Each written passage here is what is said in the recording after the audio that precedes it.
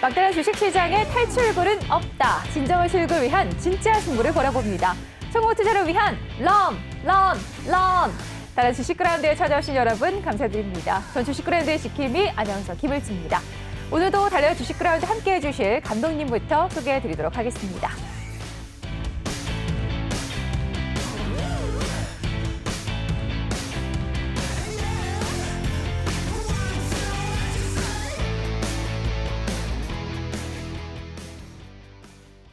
자, 주식그라운드 오늘도 최동기 감독님과 알찬 시간 만들어 가보도록 하겠습니다. 감독님 안녕하세요. 네, 안녕하십니까. 지금 밖에 눈발이 엄청 날린다 그래요. 네네, 오늘 눈이 많이 온다 그랬습니다. 그러니까요. 네. 왜 이렇게 자꾸 눈 소식이 있는지 모르겠어요. 벌써부터 집에 갈 생각에 막 걱정이 됩니다. 날씨도 추워져서 또 얼을 것 같은데, 밤에는. 그러니까요. 네. 다들 좀 조심하시는 게 좋을 것 같습니다.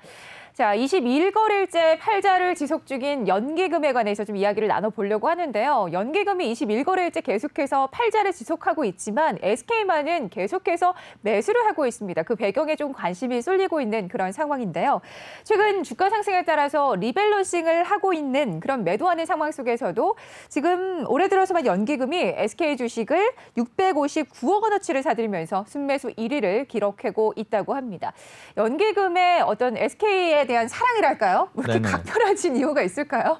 글쎄요, 우리가 SK는 지주회사 아닙니까? 네. 그럼 결국 이제 지주회사는 워낙 SK나 삼성이나 계열사들이 많죠. 네. 그럼 이제 SK가 그동안에 좀 주가가 못 올랐던 이유는 네. 사실 작년에 SK 이노베이션이라든가 SK ENS 이런 종목들이 실적이 굉장히 안 좋았어요. 네. 그래서 유일하게 아마 두 회사가 적자를 기록한 걸로 알고 있는데 네. 아직 정확하게 발표는 안 났지만 그래서 제가 볼 때는 올해는 이제 SK 이노베이션이라든가 SK ENS가 아마 흑자 전환이 될 것 같아요. 그러면서 전체적으로 어려웠던 두 종목이 일단은 실적 개선되는 거. 네. 그다음에 지금 보면 SK텔레콤 인적 분할 얘기도 있으면서 네. 어쨌든 SK도 아마 지배구조 개편 아마 이게 되지 않을까 생각이 되고요. 네. 또 하나는 이제 최근에 보면 이제 그 유럽의 수소 회사 네. 플러그 파워에 또 1조 6천억 투자를 했거든요. 네. 여러 가지 이런 투자도 계속되고 있고 또 하나는 지금 지난번에 로이 반트서라고 네. 이게 이제 그 CMO 관련 회사인데 그쪽이 또 같이 투자를 했거든요. 그래서 여러 가지로 우리 SK 그룹 자체는 이제 지주회사가 SK지만 네. 여러 가지로 이런 자회사들이 어떤 계속 좋은 모습을 보이고 있고 그러네요. 사업을 재료들이 장악하고 있거든요. 있네요. 네. 그래서 우리 아까 말씀드린 또 SK 팜테코라고 네. CMO 부분에 또 그 회사하고도 또 지금 뭔가 있어가지고 그래요? M&A를 추진하고 있어요. 이포스케치라고. 뭔가 이슈랑 재료가 굉장히 많네요. 굉장히 많아요. 그래서 지금 보면은 올해 이제 SK 지주회사가 네. 작년 대비해서 매출액은 큰 변동은 없을 것 같아요. 한 8조 4천억에서 아마 올해는 8조 5천억 정도 얘기되는데 네. 일단은 그 순이익 영업이익 자체가 네. 작년에 32억밖에 안 되는데 올해는 약 한 1,250억 정도 예상이 그래요? 되거든요. 그래서 아마 영업이익이 아까 두 회사가 네. 적자에서 흑자로 전환되면서 일단은 실적이 좋아진다는 거. 물론 이제 우리가 주가 측면에서 봤을 때는 이런 회사 말고도 또 좋은 회사들이 많은데 많죠, 네. 결국에는 어떤 기본적 분석이 뒷받침되면서도 수급마저 좋아지면은 더 좋은 거 아닙니까? 그렇죠. 최근에 네. 외국인이나 우리 기관들이 사고 있고 오늘도 보니까 이제 외국인들이 좀 사는 것 같더라고요. 오늘도 네. 보고 근데 연기금이 며칠 전에는 또 좀 판 적이 있어요. 그래요. 대량으로 판 적이 있는데 아마 그거는 그 흐름 같지는 않고 그냥 제가 차익 실현? 네. 꾸준하게 지금 이 종목을 한번 유심히 봐야 되는데 올해 보면은 SK뿐만이 아니라 LG라든가 이런 지주회사들이 네. 굉장히 주목을 받고 그렇죠. 있거든요. 되게 좋죠. 그래서 삼성그룹 경우에는 에버랜드 있지만 물산이라든가 네. 이런 종목들도 우리가 지주회사 관점에서 한번 체크해야 되지 않나 생각이 됩니다. 알겠습니다. 계속해서 SK는 여러 가지 재료와 모멘텀이 많이 남아있기 때문에 연기금에서 계속적으로 사랑과 관심을 보내는 게 아닌가 생각이 듭니다. 앞으로도 SK의 어떤 주가 흐름에 대해서 우리도 꾸준히 지켜보면 좋을 것 같습니다. 자, 저희는 잠시 뒤에 오전장 그라운드 상황 점검하러 돌아오도록 할게요.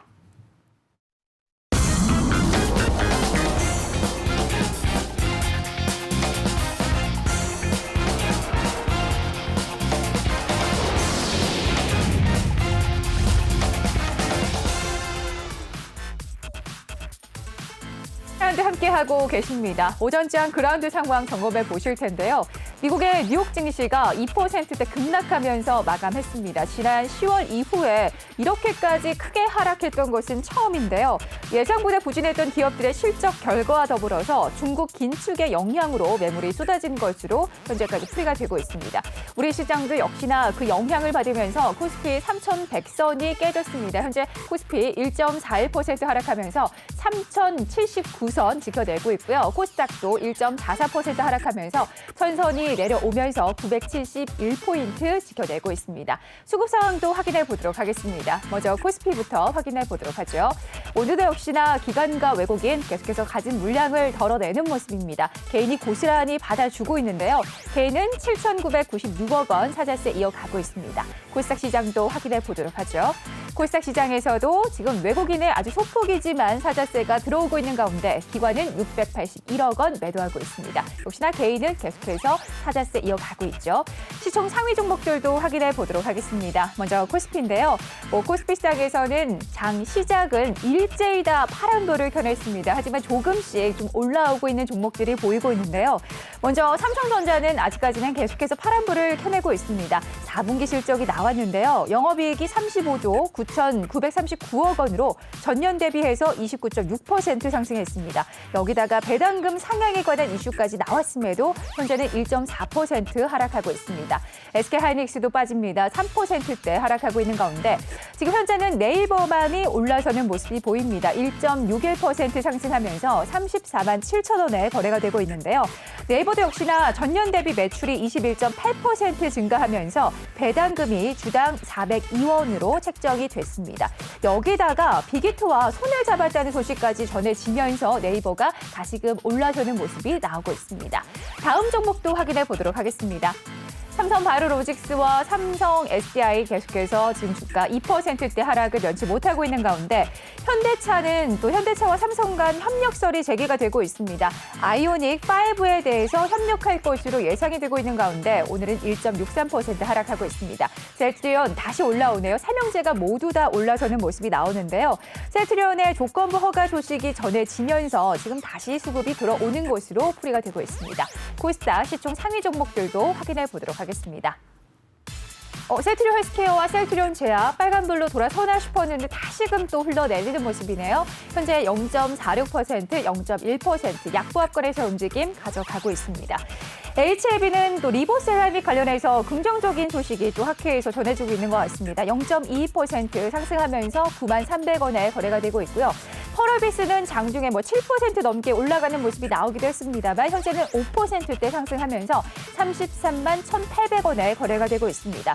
펄어비스는 여러 가지 기대감이 있습니다만 최근 텐센트가 또 펄어비스의 지분을 인수를 추진한다라는 소식이 전해지면서 사실은 확정된 게 아님에도 불구하고 계속해서 조금 수급이 꾸준히 들어오는 것으로 풀이가 되고 있습니다. 다음 종목도 확인해 보도록 하죠. 알테오젠과 에코프로비엠, CJ, ENM 모두 다 지금 파란불을 켜내고 있는 가운데 카카오게임즈와 SK머티리얼즈도 2%대 하락하고 있습니다. 계속해서 이 시각 특징주 확인해 보도록 하겠습니다. 제지 포장 관련주 확인해 보실 텐데요. 오늘 신풍제지가 상한가를 터치하는 모습이 나오고 있습니다. 3,705원에 거래가 되고 있는데요.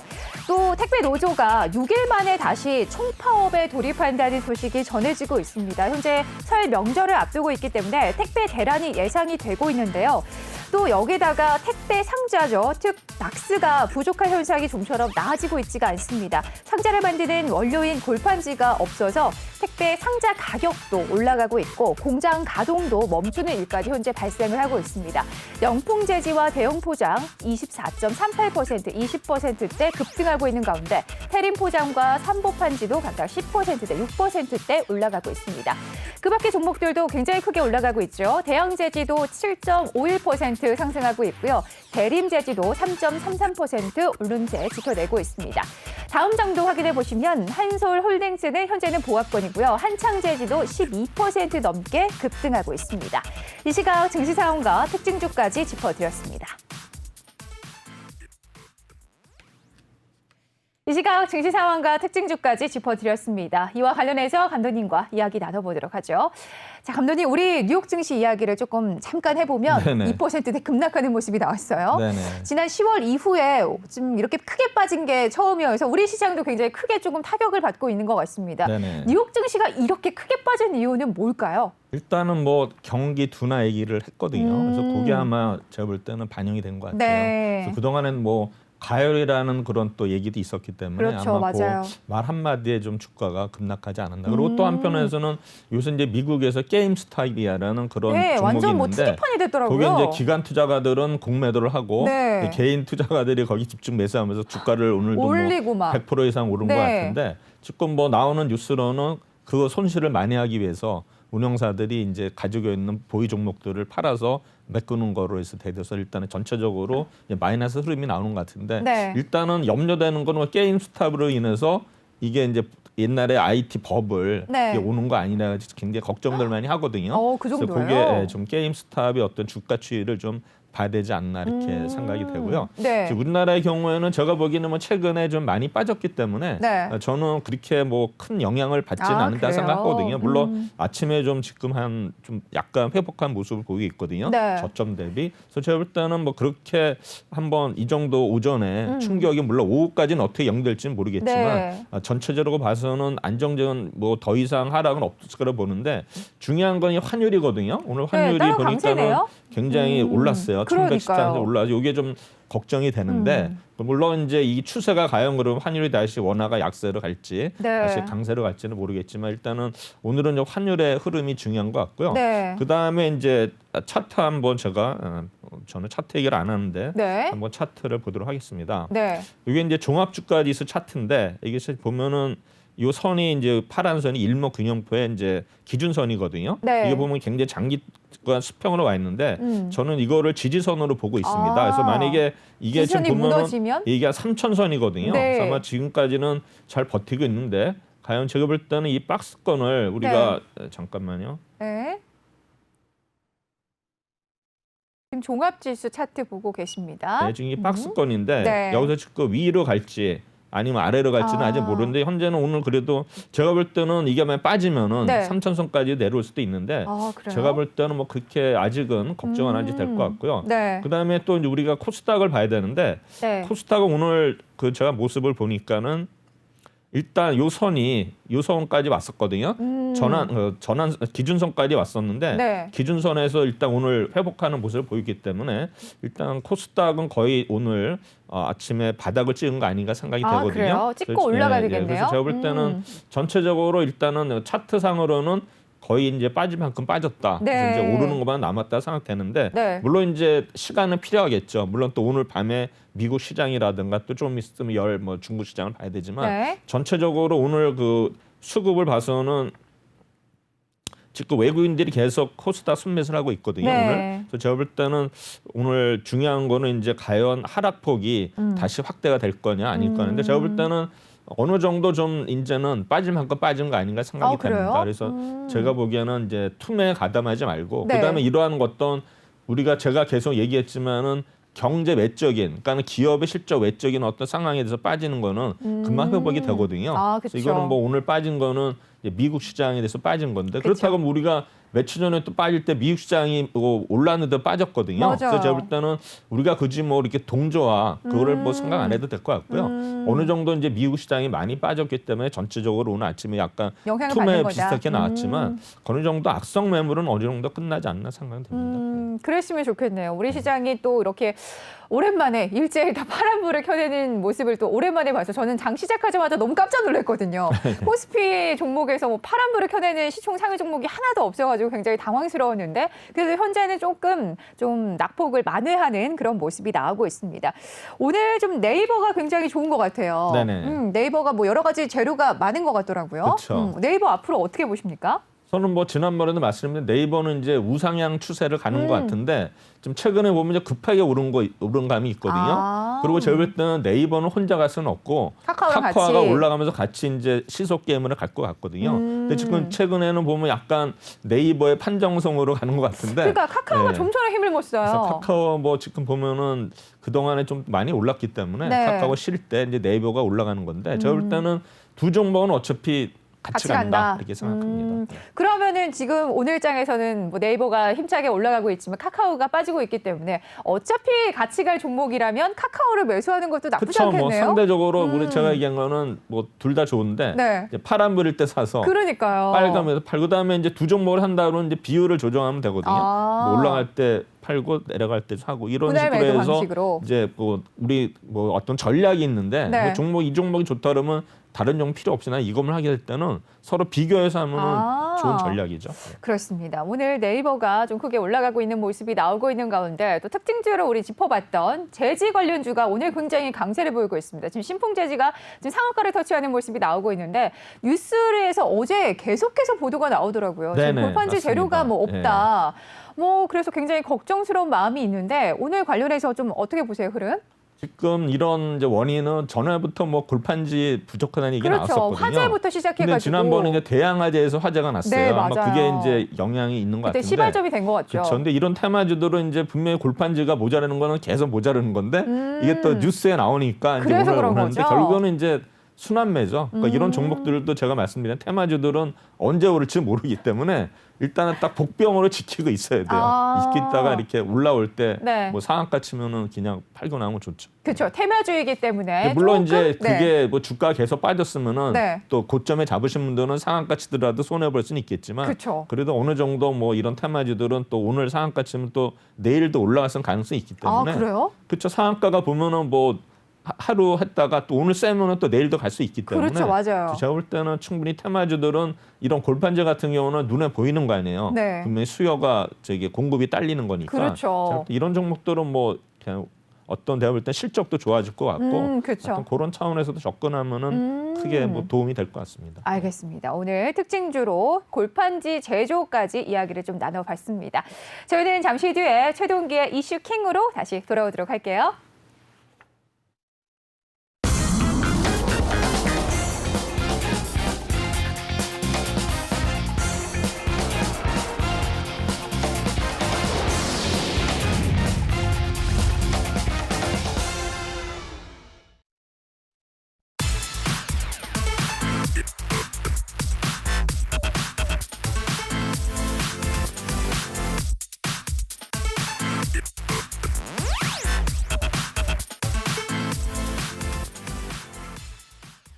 자, 주식 그라운드 함께하고 계십니다. 이번 시간에는 최동기의 특별한 시각으로 만들어가는 시간이죠. 최동기의 이슈킹 함께 해보도록 하겠습니다.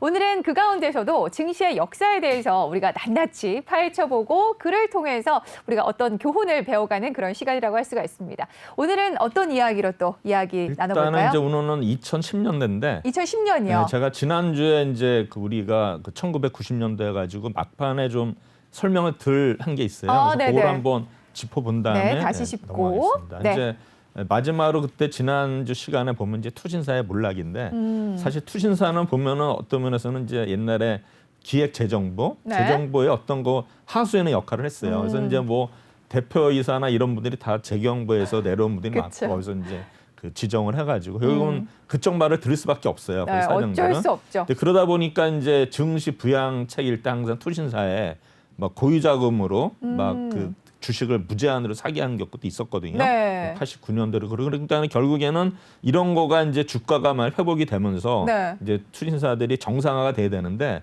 주가가 빠지다 보니까 이제 투신사들이 계속 부실이 쌓이는 거죠. 그러다 보니까 이제 한투, 대투, 다음에 이제 3등이 국민투신이었거든요. 그래서 국민투신은 일단은 정부에서도 대책이 없는 거예요. 그 당시에는 이제 공적 자금은 투입할 수 이런 거는 생각을 못 했거든요. 그래서 이제 국민투신은 결국에는 이제 매각하기로 결정을 한 거예요. 그래요? 그래서 그때 이제 원래는 삼성그룹에서 이제 그 매각을 하려고 한 거를 네. 저는 그때 현대증권에 기획실에 있었거든요. 네. 그래서 그때 이제 그 현대에서는 삼성이 가는 걸 또 못 보니까 그죠 일단 어떤 면에서 이제 방해를 했는데 그게 이제 인수를 하게 된 거예요. 그래요? 그래서 제가 얼결에 이제 좀 그렇게 됐네요. 그때 이제 제가 기획실에 있을 때 네. 우리 실장님과 같이 했었는데 사실 그때 이제 뭐 우리가 M&A가 사실 투신사 M&A가 될 수 없는 거예요. 왜냐하면 법상 지분을 살 수가 없어요, 일반인들이. 그래요? 그렇게 막아놔가지고 그때 이제 지분 인수할 때도 결국에는 나중에 이제 공정거래위원회에서 또 시비를 걸어가지고 주식을 다시 되팔았어요. 어머. 근데 그때는 그게 안 되니까 이제 파킹 개념으로 이제 이런 식으로 이제 샀는데 사는 사람이 뭐 파는 사람이 다시 살 수 없으니까 그렇죠. 이제 그런 과정에서 이제 제가 이제 사수라 그러는데 그분하고 이제 고생을 많이 했죠. 그래서 이제 인수해서 갔는데 네. 이제 문제는 어쨌든 간에 현대에서 인수해가지고 처음에 잘 나갔어요. 그랬어요. 잘 나가지고 이제 막 가지고 또 바이코리아도 막 70조 땡기고 막 이랬거든요. 그래가지고 이제 바이코리아 가지고 한투대투도 따라서 뭐 거기는 11조씩 했는데 바이코리아가 이제 계속 잘 나가니까 네. 이제 뭐 정상화가 이제 금방 보이는 거예요. 그렇겠죠. 그러다가 이제 그때 지방투신이나 태국 바투아 때문에 또 무너졌거든요. 네. 그래가지고 이제 DJ 정부 때 한남투신을 인수하게 돼 현대투신이. 다 인수하네요, 계속. 네, 한남투신 그러니까 이제 현대를 믿는다 그래가지고 한남이 인수했는데 네. 이제 그때 어떤 일이 있었냐면은 이제 한남투신이 부실이니까 네. 가뜩이나 국민투신도 부실을 그쵸. 인수를 했으니까는 더 부실이 되니까 결국에 그거에 대해서 보전을 받아야 되잖아요. 그렇죠. 근데 그때 이제 DJ 정부 입장에서 한남투신이 호남에 그 기반을 두는 회사이기 때문에 그거를 부도나면 안 되니까 네. 이제 현대에 이제 부탁을 한 거죠. 그래서 이제 현대에서 인수를 하게 됐는데 네. 문제는 이제 부실을 보전을 받기 위해서는 뭔가 정보에 우리가 받아놔야 되는데 그 과정에서 저희 이제 사수님이 굉장히 똑똑하신 분이에요. 제가 직장을 살아면서 진짜 천재 같은 분하고 이제 근무를 했는데 네. 이분이 이제 결국에는 뭐냐면 정부하고 감독원하고 이제 그 싸움이 붙은 거죠. 실제 얘기하면. 그러면 제가 얘기하는 건 뭐냐면 정부하고 싸워서 이길 수가 없어요. 그렇죠. 그래서 게임이 안 결국은 되죠. 이분이 쫓겨났어요. 그럼 결국요? 뭐냐면 이제 그 감독원에서 네. 저도 이해가 안 가는데 뭐 현대증권으로 이분 다시 갈 수도 있는데 네. 이분은 감독원의 그 감독이 안 하는 기간에는 안 된다 그래가지고 이분이 현대건설을 가게 됐어요. 현대건설로요? 네, 근데 이분이 이제 건설이 또 그때 현대건설 자금난해가지고 현대건설이 무너졌거든요. 그렇게 힘든 데만 가셨지? 그러니까 이분이 이제 굉장히 똑똑하신 분이고 인성도 좋으신 분인데 저는 이제 사수가 없어졌으니까 저한테 고생을 했고 네. 이분이 그러니까 이제 현대건설로 나오고서 이제 다른 일 하다가 결국에는 그 스트레스로 네. 근데 작년에 작고하셨는데 어머. 이분이 이제 제가 또 내일 뭐 세종텔레콤 얘기 나올 텐데 세종그룹에 계셨었는데 네. 제가 볼 때는 굉장히 아까운 분이 그런 어떤 그 정부의 그 당국자에 제가 볼 때 근데 감독원장이 그런 얘기를 하는 것 같은데 그래서 제가 항상 얘기한 거는 정부하고 싸우면 안 돼요. 그러니까요. 이길 수가 없어요. 그래서 맞아요. 그런 안타까운 제가 사연을 말씀드리면서 그러네요. 이제 현투 얘기를 하는 건데 현대투신이 네. 그래가지고 결국에는 이제 대우 사태 때문에 망한 거예요. 대우. 근데 대우에 어쨌든 간에 그 전에 이현재 그분이 대우그룹에 있었거든요. 그래서 네. 이제 대우그룹 때문에 사실 삼투신이 무너진 거거든요. 왜냐하면 이제 우리가 채권 파트는 주식보다는 채권이 훨씬 크거든요. 그쵸. 그러면 이제 채권을 무제한으로 이제 뭐 계속 발행하라고? 편입을 해야 되는데 또 채권 매니저들은 또 서로 경쟁을 하는 거예요. 수익률 게임을 그러겠죠. 뭐 한투든 대투든 국투든 수익률 게임 하니까 대우차는 부실이니까 수익률이 높아요. 그러니까 채권 매니저 입장에서는 그걸 살 수밖에 없는 대우채를. 그러니까 이제 뭐 샀는데 뭐 큰 문제 없으니까 워낙 규모가 크니까 이제 네. 다들 그때만 해도 뭐 대우그룹이 망하겠느냐. 제게 그쵸, 2위니까. 맞아. 그렇죠? 네, 절대 상상을 지금도 그래서 뭐 못했어요. 삼성이 망하겠네 이런 그럼요. 식으로 그랬거든요. 그러니까 네. 결국에는 이 투신사 채권 펀드에 대우채를 다 그냥 편입을 한 거예요. 네. 근데 이제 그 규모가 거의 한 뭐 30조 이상이 됐는데 그게 나중에 그걸 회사에서 전부 다 물어줬어요. 투신사들이. 그래서 이제 6개월을 기다리면은 네. 이제 원금의 90%를 주겠다. 어. 바로 찾으면 50%를 주겠다. 그러니까는 투신사들이 가뜩이나 저기 적자인데 힘든데 그쵸. 또 회사에 또 자기네 자본금으로 그걸 물어주다 보니까 그게 이제 그때 30조 정도 되는 것 같은데 전체적으로 네. 봐. 그러면 건진 거는 30%밖에 안 돼요. 그러니까는 뭐 20조 이런 거를 손실이 엄청나네요. 3개 회사가 가져왔으니까 어떻게 되겠어요? 완전히 뭐 투신사들이 몰락해 든 거죠. 그랬겠죠. 근데 정부 입장에서는 이제 그 어쨌든 간에 대우가 무너진 걸 알고서 일단 투신사 쪽에 어떤 면에 정가면이 있어요.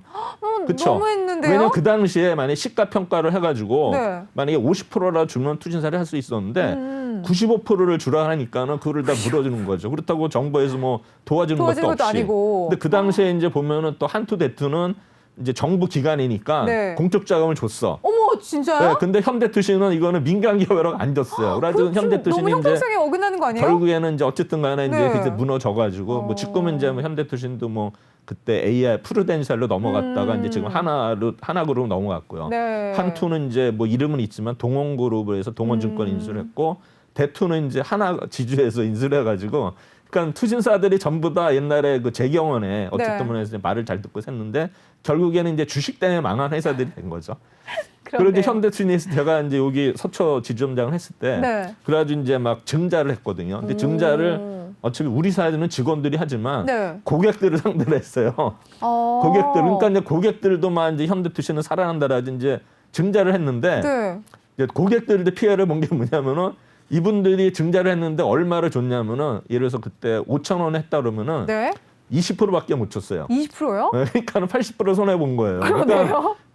저는 그래서 네. 이제 투신사들에서부터 은행들, 지방은행, 뭐 시중은행, 뭐 중금사 다 이렇게 무너지는 걸 보니까 저는 금융주에 대해서 매력을 못 느껴요. 그 이렇게 역사를 들으니까. 증권사들도 많이 무너졌거든요. 네. 근데 지금은 이제 뭐 증권사 잘 나가서 뭐 그렇지만 네. 그 당시에 지난번에 제가 말씀드렸지만 증권사 우리 사주가 노예라고 그랬잖아요. 노예. 여직원들이 퇴직을 못해. 그러니까요. 결혼을 못해요. 왜냐면 네. 그걸 갚아야 되니까. 그러니까요. 그래서 제가 하니까 우리가 이제 뭐 우리 사주도 뭐 이런 거 보면은 너무나 욕심부리면 안 돼요. 그 당시에 투신사들은 어떤 일이 있었냐면은 네.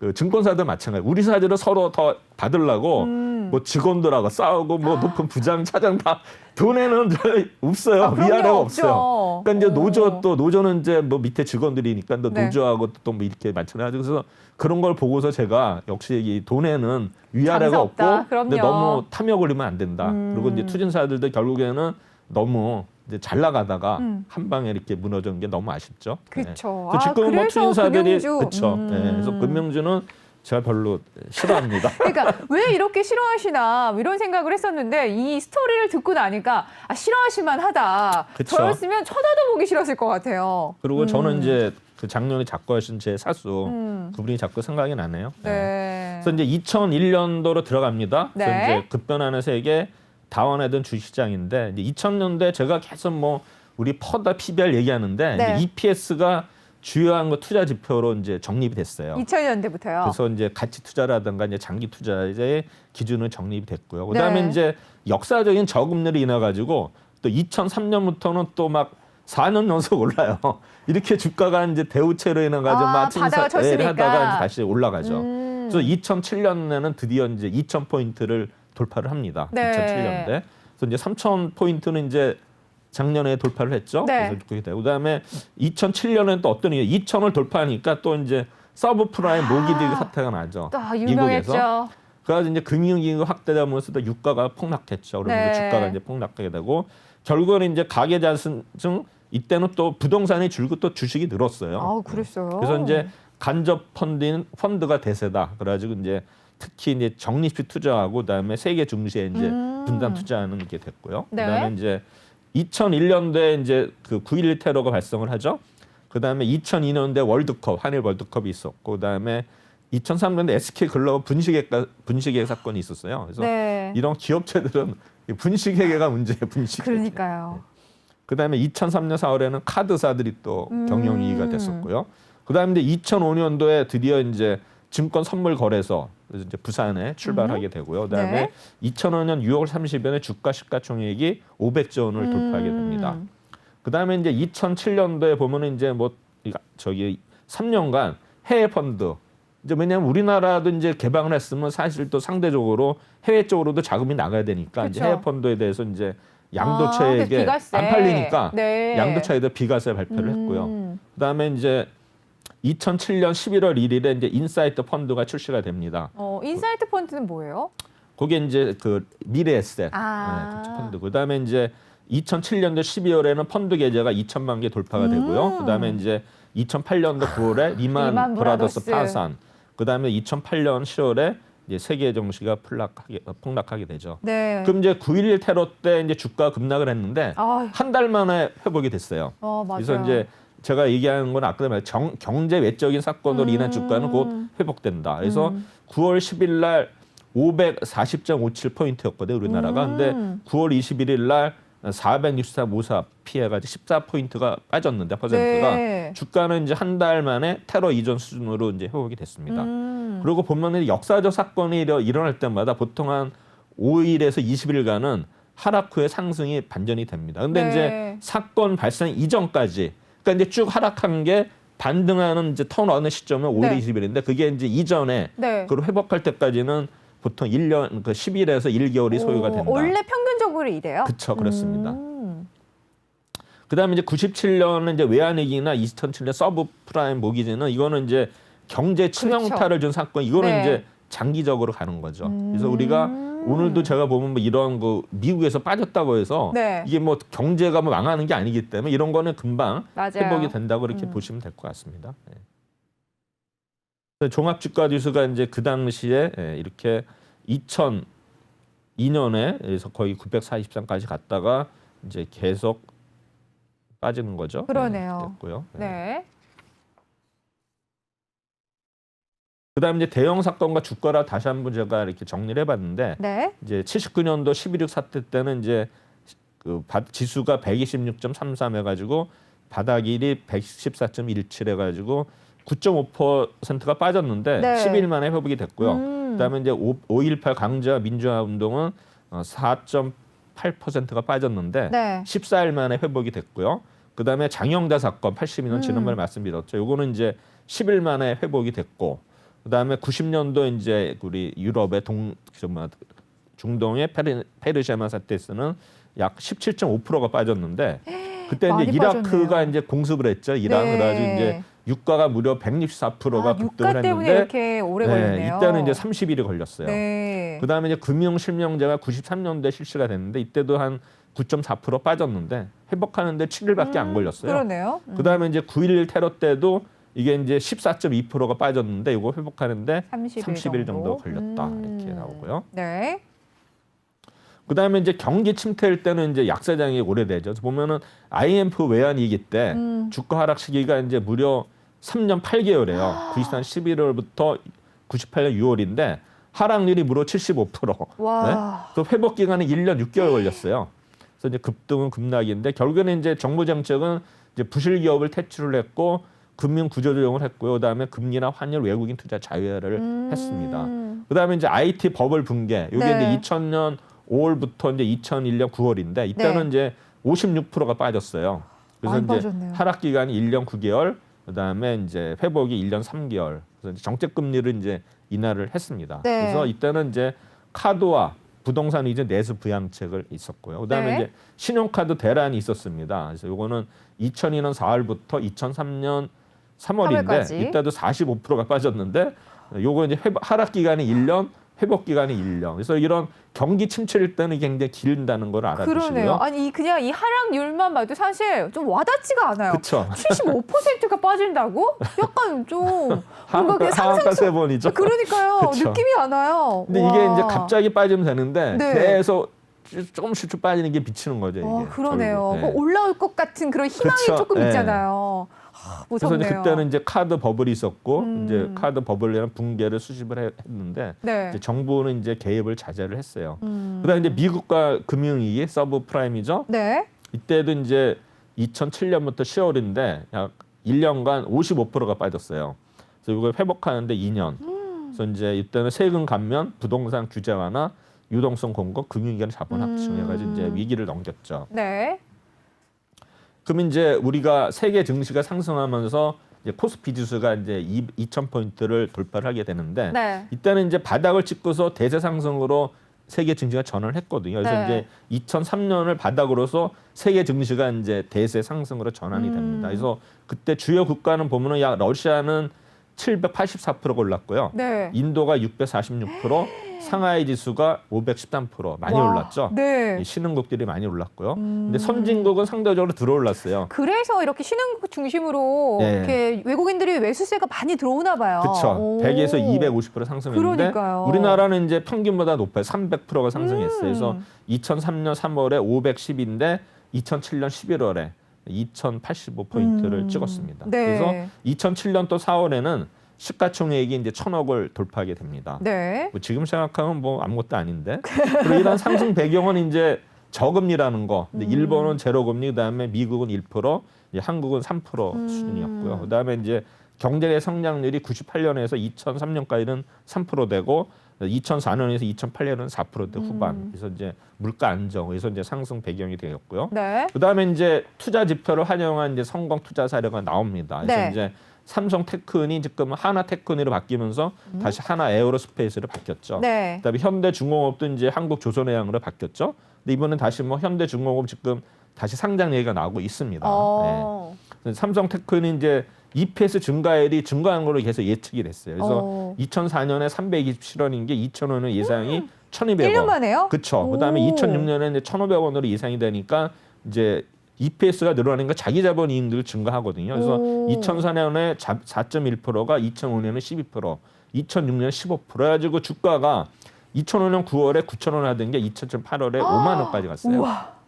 이거 거의- 투자를 안 할 수가 없는데요. 그렇죠. 이게 네. 거의 2년 만에 이제 몇 배, 한 6배 정도 올랐죠. 와, 그러네요. 이렇게 오르고. 그다음에 이제 현대중공업 여기 이제 하나 에어로스페이스 주가예요. 보시면은 뭐 엄청 올랐죠. 좌측에 그러네요. 보시면은 2007년, 5년, 6년, 7년인데 뭐 엄청 오르렸죠 주가가. 네. 네. 이렇게 보시면 이제 알 수가 있습니다. 그래서 9만 원까지 갔어요. 2007년에 그렇죠? 2007년에 여기 9만 원까지 갔죠. 네, 그러네요. 여기. 네.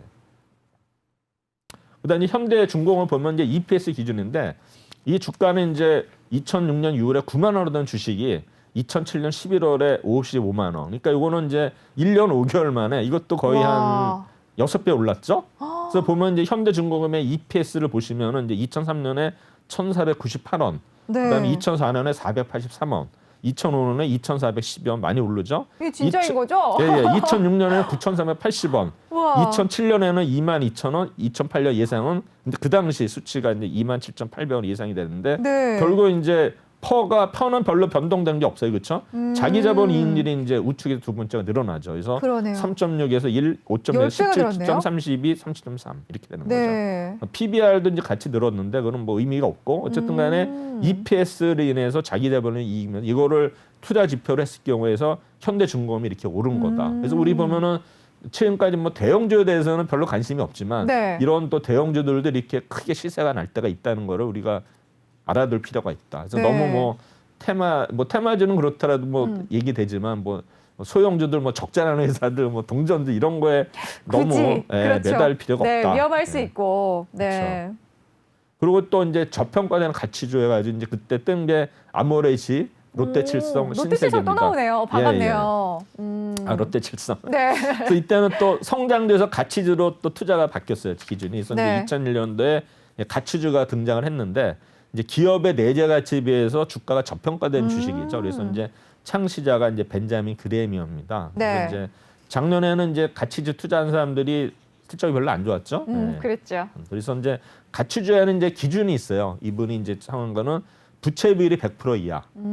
우리가 보면 이제 부채 비율이 높은 부도 위험이 있는데 네, 그렇죠. 보통 이제 뭐 100%가 기준인데 뭐 100% 넘는 회사도 있어요. 200% 있는데 많더라고요, 사실. 네, 가치주는 네. 그래도 우리가 이제 부도의 위험에서 빠져나가면 그래도 100% 이하는 돼야 된다는 괜찮다. 게 중요한 거고요. 그다음에 과거 10년간 주당 순이익 EPS 증가율이 4% 이상인 기업. 그리고 특히 이제 주당 순이익 이익 중에 평균 10% 이상의 회사는 네. 매수 시점을 내가 고점에 잡았다 하더라도 괜찮다. 장기 투자라면은 항상 수익이 난다. 장기 투자를 무조건 가야겠네요. 예. 그다음에 이제 주가 수익률 비율이 퍼가 이제 금리 역수보다 낮은 기업. 이제 지금은 금리가 높아서 네. 지금 의미는 없지만 그래서 퍼가 금리가 10%면은 퍼가 10분의 1 그래가지고 이제 10배 이하일 때면 득이 된다는 거고요. 네. 금리가 5%는 5%일 때, 그러니까 5분의 5분의 1이니까 20배 이하 이런 식으로 하는데 네. 지금 금리가 뭐 우리나라 뭐 3%인데 네. 그 뭐 퍼가 거의 뭐 30 넘어가대 이거는 의미가 없고요. 그러네요. 네, 지금 금리가 이제 저금리에서는 큰 의미인데 그 당시에는 이런 기준이 있었다는 거. 네. 그 다음에 이제 배당 수익률이 금리의 3분의 2 이상인 기업. 금리 3%면 적어도 배당 수익률이 이제 2% 돼야 되는데 뭐 지금 금리가 뭐 3%는 아니잖아요. 그쵸. 지금 뭐 1.5 이렇게 네, 되는데 굉장히 낮죠. 배당 수익률이 이제 3분의 2인데 오늘 보니까 삼성물산이 이제 배당을 발표했더라고요. 그러니까 배당 수익이 한 1.8% 되는 것 같아요. 삼성전자는 몇 프로인지 모르겠네. 계산 안 해봤는데. 그래서 네. 그다음에 이제 주가 PBR은 0.35배 이하인 기업. 근데 PBR 0.35배 이하 기업은 거의 없어요. 아, 없어요? 네, 뭐 그럼 이거 쓸 수가 없는데요? 어쨌든 옛날에는 그랬어요. 그래서 보면 이제 실제로 미의 요건을 충족하는 기업은 거의 없다.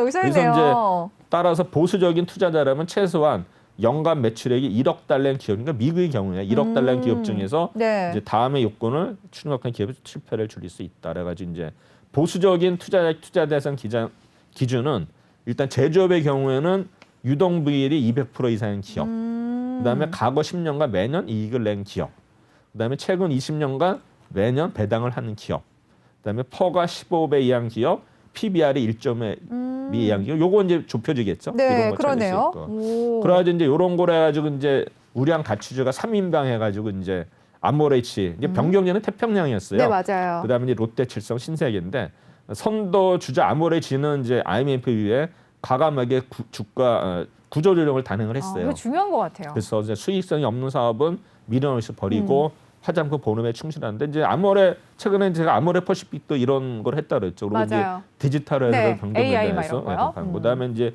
EPS 증가율이 99년에는 177%, 2000년에는 120%, 2001년은 36%인데 어쨌든 그냥 99년, 2000년이 좋았죠. 그리고 그러네요. 2001년에 퍼가 1.9배였어요. 굉장히 낮았죠. 퍼가 네? 1.9배. 그러네요. 그다음 PBR은 0.4. 그러니까는 외국인 하고 기관이 집중을 샀어요. 그래서 가격이 2000년 4월에 10,000원 하던 게 2000년 3월에는 12만 원. 와. 2006년 4월에 25만 7천 원. 외국인의 매수로 이렇게 된 거예요? 네, 기간하고 2014년 6월에 72만 9천 원. 그러면 이게 거의 14년, 그렇죠? 14년 네. 만에 72배가 오른 거죠? 네. 그럼 1년에 평균 5배씩 오른 거예요. 그렇죠?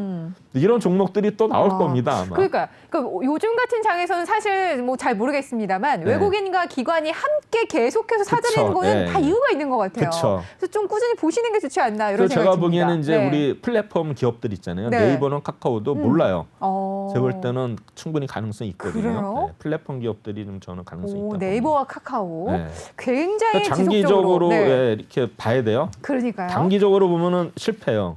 맞아요. 왜냐면은 그 주주 심리가 뭐냐면 예를 들어서 우리가 이제 뭐 10% 먹고 나오잖아요. 네. 그럼 이제 나는 저점에 사야지. 그 안 빠져. 안 빠지죠. 그럼 못 사요. 그러면 어떻게 사요? 이제 맞아요. 놓친 거죠, 그거는. 그러면 이제 몇 번 올라가면 이제 이때 사야지. 결국 고점에 물리죠. 맞아요. 그게 심리 게임이에요. 그 어쩔 수가 없어요, 이거는. 그러니까 그런 감독님이 생각하시는 장기 투자의 관점은 어느 정도 생각하시는 거예요? 적어도 한 1년 정도는 1년 정도? 봐야죠. 1년 정도는 이번에 갖고 보면 이제 있어야 된다. 반도체 관련 부품주들도 거의 6개월 동안 고생하다가 지금 맞아요. 오르는 이제 거거든요. 조금 기술을 보고 있잖아요. 그러니까 최소 6개월 이상은 갖고 있어야 되네요. 당연하죠. 6개월은 가야지. 근데 그거를 이제 자기가 그러니까 내가 어떻게 하느냐. 나는 네. 이제 단타 성향이냐. 빨리 5%씩 먹고 뭐 회전율을 높이느냐. 맞아요. 아니면 나는 진짜 그거 그게 성향인 것 같기는 그럼 해요. 내가 직장 생활하면서 그건 너무 언제 어려워. 맨날 보고 그쵸? 있느냐. 그러니까 나는 그냥 차라리 길게 가겠다. 뭐 이런 식으로 해서 사실은 뭐 지금 우리 개인들이 삼성전자라든가 현대차 네. 이런 거 사는 거는 저는 장기 투자죠. 바람직하다고 봐요. 왜 그러니까요. 이제 배당도 계속 꾸준히 들어오고 좋죠. 그다음에 이제 망하지 않는 회사들은 결국에는 올라가요. 그러면 제가 보기에는 은행의 예금보다는 네. 오히려 이제 배당금도 들어오고 그쵸. 그다음에 주가가 빠지더라도 신경 쓸 필요가 없어요. 언젠가 언젠가 올라가요. 그리고 오르니까. 저도가 보기에는 삼성전자는 배당을 네. 안 했어요. 아. 그러면 지금 그래프도 보면은 이제 네. 배당금을 빠진 거가 나오거든요. 그러니까는 제가 볼 때는 삼성전자 이런 거는 장기적으로 내가 그냥 예금했다 묻어두는 생각하면 거죠. 되고 그다음에 어떤 분들은 이제 이렇게 하세요. 적금식으로 아. 매월 얼마씩 삼성전자를 사는 거예요. 매월 그쵸? 조금씩 네. 여유 있을 때마다. 적금 개념. 오, 그럼 이제 그게 그것도 괜찮네요. 주가 오를 때도 되고 빠질 때 사니까 그게 이제 오. 적금 개념으로 해서 어린이들한테는 자녀들한테는 그런 그러니까 전략이 그렇게 좋아요. 선물을 많이 한다고 그러더라고요. 그렇죠. 요새 뭐 얘기 나오죠. 네. 그래서 이제 아모레 지도 보면은 여기 네. 보시면은 차트 보죠. 네, 2001년도 이렇게 보면은 약 2,000원대 하던 게 그쵸? 와. 꽤 올랐죠? 네.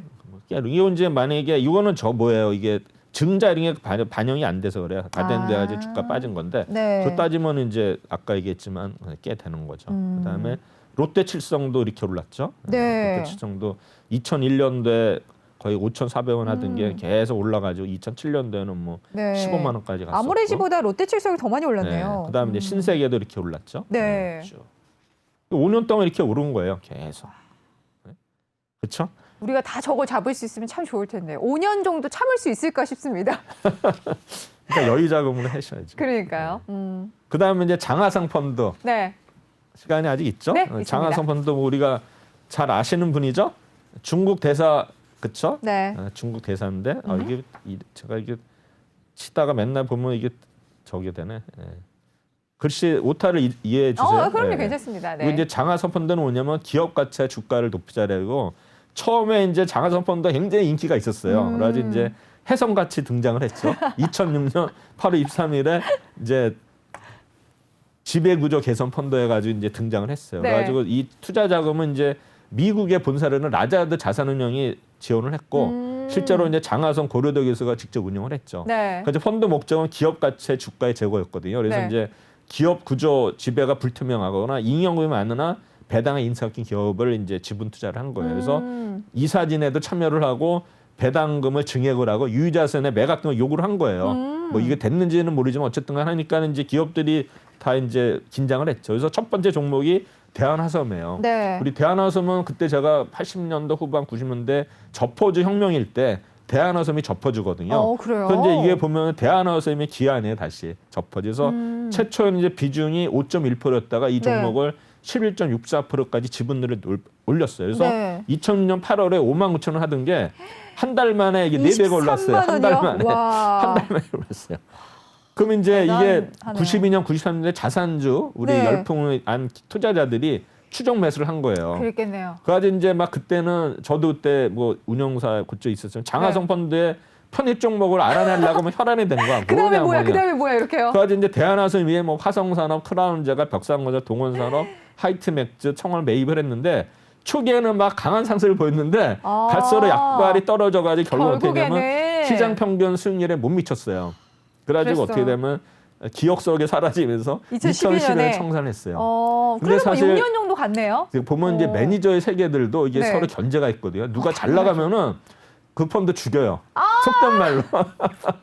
잘 나가는 못 봐. 마음이라는 게. 그렇죠. 그러니까 네. 예를 들면 겸손해야 되는데 막 딱 나가서 뭐 잘난 척하고 이러면은 이제 그 꼴을 못 보거든요. 맞아요. 그러면 언젠가는 쓰러지게 돼 있으면 주식이라는 거는 뭐예요? 네. 내 종목이 항상 오르는 게 아니고 항상 상대방도 있기 때문에 항상 1등하는 게 아니거든요. 맞아요. 그러면 내가 펀드 매니저가 항상 1등하는 그건 말도 안 되는 거예요. 그럼요. 그렇게 할 수가 없죠. 항상 음지가 있고 양지가 되는데 저 양지 있을 때 좀 이렇게 네. 겸손해야 되는데 그러니까요. 이제 이런 게 좀 작용하지 않았나. 전 이 그래서. 시간을 통해서 겸손을 계속 배우는 것 같아요. 뭐든 그래요? 잘 나가다가 더 잘 나가려고 하면 망하게 되는 것 같아요. 항상 이 증시의 역사를 보면서 그걸 그렇죠. 느낍니다. 그리고 항상 급등이 오면 급 나오고 그러니까. 반복이 되죠. 네. 그러니까요. 그 흐름을 잘 타요. 보시면 이제 대한화점 차트가 이게 이제 2만 원 하던 게 네. 20 얼마야? 그렇죠? 거의 20만 원까지 갔었어요. 23만 원까지 갔었죠. 그러네요. 23만 원. 네, 11배 올랐죠. 진짜 아름다워. 우리 감독님의 스타일은 어떤 스타일이셨어요? 좀 이렇게 겸손하신 스타일이었어요? 이렇게 잘된 거를 감추지 못하는 스타일이셨어요? 겸손한 스타일이죠. 제 성격이 뭐 그러니까요. 제가 나서지를 평소에도 못합니다. 이렇게 대화 나눠보고 하시면 항상 이렇게 겸손하게 되게 예의 바르게 이렇게 하시더라고요. 그렇습니다. 네. 감사합니다. 근데 오늘은 증권시장의 역사 너무나 재밌었습니다. 여기까지 다뤄보면 네. 좋을 것 같습니다. 네. 자, 오늘도 알찬 내용 감사합니다. 감사합니다. 네. 네, 달러 주식 그라운드 이제 마무리할 시간이 됐습니다. 우리 시장 뭐 계속해서 흘러내리는 모습이 나오고 있습니다. 오후장까지 어떻게 될지는 계속해서 내외경제TV와 함께 하시면서 지켜보시면 좋을 것 같습니다. 저는 이만 인사드리고요. 내일 아침 10시에 여러분 다시 찾아뵙도록 하겠습니다. 여러분의 성공 투자를 위해 런런런 내일 만나요.